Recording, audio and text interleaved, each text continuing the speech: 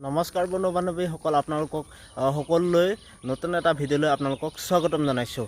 বকুল ধাৰাবাহিকখনৰ চাবলৈ বহুতো বেছি ইণ্টাৰেষ্টিং হৈ আছে। যদিহে আপোনালোকে বকুল ধাৰাবাহিকখন যদি চাই ভাল পায়, প্লিজ আপোনালোকে মোৰ চেনেলটো লাইক, ছাবস্ক্ৰাইব আৰু কমেণ্ট কৰি জনাবলৈ নাপাহৰিব। এনেধৰণৰ নটিফিকেশ্যনটো আপোনালোকে সোনকালে পাই যেন, সেইটো কাৰণে মই এই ভিডিঅ'টো বনালোঁ। তো ঠিক আছে, বলক ভিডিঅ'টো আৰম্ভ কৰোঁ। বকুল ধাৰাবাহিকখনত যোৱাটি খণ্ডত আপোনালোকে দেখিবলৈ পাইছিলে যে হস্পিটেলৰ পৰা আদিৰ দেউতাকে ফোন কৰিছিলে, আৰু যিহেতু নেকি আদিৰ দেউতাকক ফোন কৰিছিলে, আৰু আদিয়ে যে হস্পিটেলত বৰ্তমান অনাবিলে মাৰা পিছত হস্পিটেলত যে তেওঁ পৰি আছে, আদিৰ দেউতাকক সকলো কথা ক'লে। আৰু সেই সময়তে আদিৰ দেউতাকে ফোনত কৈছিলে যে তেওঁক ফোনত কৈছিলে, আপুনি অবিৰত ভাগৱতী হয়নে? সেই সময়তে আদিৰ দেউতাকে তেওঁ ক'লে, মই অবিৰত ভাগৱতী মই নহয়।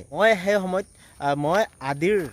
সময়ত তেওঁ ক'লে আদিৰ দেউতাকে, মই আদিৰ কোনো নহয় বুলি তেতিয়াই ফোনটো কাটি দিছিলে আদিৰ দেউতাকে। আৰু সেই সময়তে আদিৰ মাকে আহি পাইছিলে, আৰু আদিৰ কি হৈছিলে বুলি আদিৰ দেউতাকক সুধিলে। আৰু সেই সময়তে আদিৰ দেউতাকে ক'লে, সি তালৈ যাওঁতে মানুহ লগাই তেওঁক মাৰিছিল, আৰু সেই সময়ত মই তাক কিমান বাধা দিছিলোঁ, তথাপিও মোৰ কথা তেওঁ নুশুনিলে। আৰু সেই সময়তে আদিৰ মাকক ক'লে, আৰু আদিৰ মাকে মোক তালৈ লৈ যোৱা, হস্পিটেলত মোক লৈ যোৱা বুলি তেওঁ ক'লে। আদিৰ দেউতাকৰ আগত কোৱাত আদিৰ দেউতাকে মই তাৰ ওচৰলৈ কেতিয়াও নাযাওঁ বুলি ক'লে আদিৰ মাকক। তেওঁ মোৰ কোনো নহয়, আৰু তেওঁ মোৰ কোনো নহয় বুলি আদিৰ মাকক ক'লে, আৰু এনেকুৱা দেখিবলৈ পাইছিল। আৰু আজিৰ খণ্ডটো আপোনালোকে দেখিবলৈ পাব, আদিৰ মাকে মন্দিৰৰ ওচৰলৈ আহিব, আৰু সেইমতে তেওঁ কয় মন্দিৰক, আদিৰ যে এনেকুৱা এটা অৱস্থা হৈছে, তথাপিও তেওঁৰ খং কমা নাই,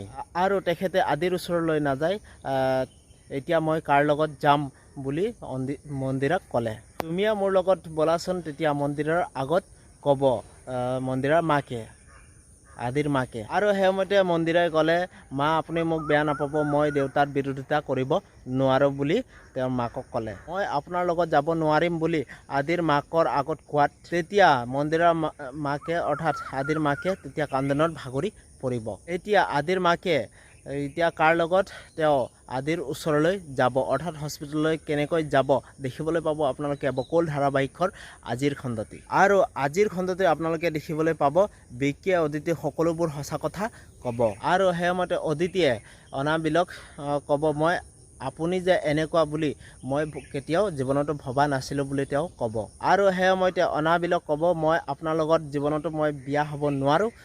তেতিয়া সেই সময়তে অনাবিল আচৰিত হৈ পৰিব। আৰু সেই সময়তে আপোনালোকে গম পাইছে, বামুণে যিহেতু নেকি আদিতিক সেন্দুৰ দিবলৈ কৈছিল অনাবিলক, সেই সময়তে অনাবিলে সেন্দুৰ দিব নিদি তেওঁৰ হাতখন ছাইড কৰি দিছে, আৰু সেই হাতখন ছাইড কৰি দিয়াৰ পিছত তেওঁ বিয়াৰ স্থলীৰ পৰা তেওঁ উঠি আহি আদিৰ ওচৰলৈ গুচি যায়।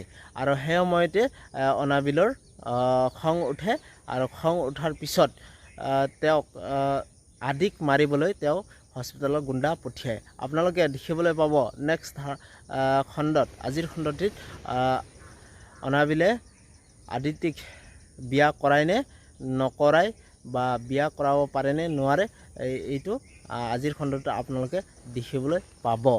তো সেইটো কাৰণে মই এই ভিডিঅ'টো বনালোঁ। আৰু আপোনালোকে মোৰ যদি চেনেলটো যদি প্ৰথমবাৰৰ বাবে চাই আছে, প্লিজ আপোনালোকে লাইক, ছাবস্ক্ৰাইব আৰু কমেণ্ট কৰি জনাবলৈ নাপাহৰিব। সেইটো কাৰণে এই ভিডিঅ'টো বনালোঁ। তো ঠিক আছে, নতুন এটা ভিডিঅ'লৈ আপোনালোকক লগ পাম। বাই।